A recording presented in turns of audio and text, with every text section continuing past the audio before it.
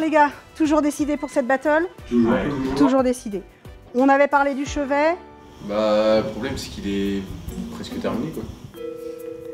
Donc il faut passer sur la pièce suivante. Donc comme ça on pourra avoir une construction complète sur une pièce.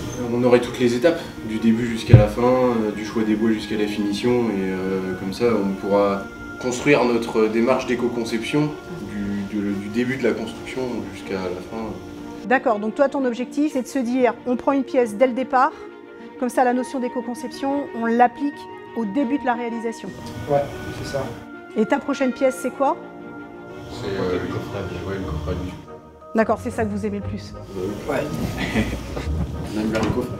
Bah, c'est minutieux, il y a plein de petits détails, le plaquage il est à travailler, c'est super sympa. Ça fait toujours rêver les coffrets. Bah, Ouais, et puis il y a un rendu à la fin qui est vraiment utile. C'est une pièce que j'adore parce qu'il y a un frisage en soleil, les queues d'arandes, tout ça, c'est vraiment précis, c'est minutieux, c'est petit, j'adore. Et l'avantage de l'ébéniste quand il fait ça, c'est que c'est et une pièce utile et une pièce décorative. Et c'est pour ça que vous êtes un métier dit métier d'art.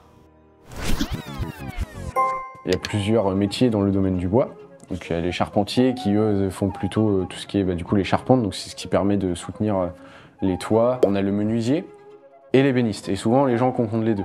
Un menuisier il va plus faire des chaises, des commodes, tout ce qui est des meubles un peu des meubles usuels, alors qu'un ébéniste sera plus des objets décoratifs. On touche beaucoup à tout ce qui est minutieux et donc on essaye vraiment de rechercher le plus petit détail pour que ce soit le plus joli possible et que ça plaise vraiment à l'œil. Faut réfléchir à tout, dire pour chaque chose qu'on fait, pourquoi, et dans la meilleure façon, pour être éco-responsable. Donc ça veut dire que la Battle des CFA vous permettra peut-être de mettre en évidence que cette démarche d'éco-responsabilité, elle est jouable ou pas jouable dans une entreprise. Allez, jouable. Ça c'est super intéressant parce que ça veut dire que le défi il fonctionne à bloc en fait avec vous là. Carrément. À celui qui aura la pièce à 100% éco-responsable.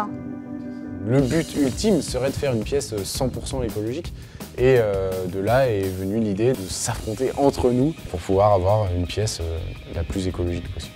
Donc on fait un concours dans le concours. Ouais. Ok, bah moi je suis partante. Celui qui aura la pièce 100% éco-responsable, je ne sais pas encore à quel niveau et comment je vais le faire, mais je le récompenserai.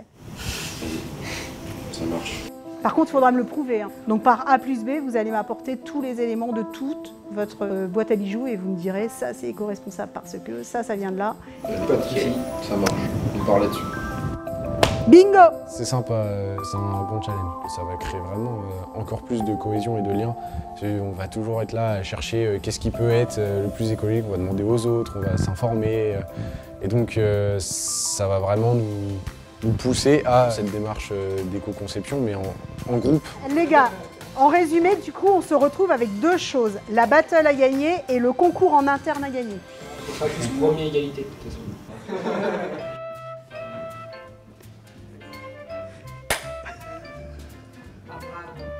On verra le prix. Si le prix est intéressant, je participe. Mais elle a pas dit que c'était de l'argent. Ce sera pas au montage. Ça dépend.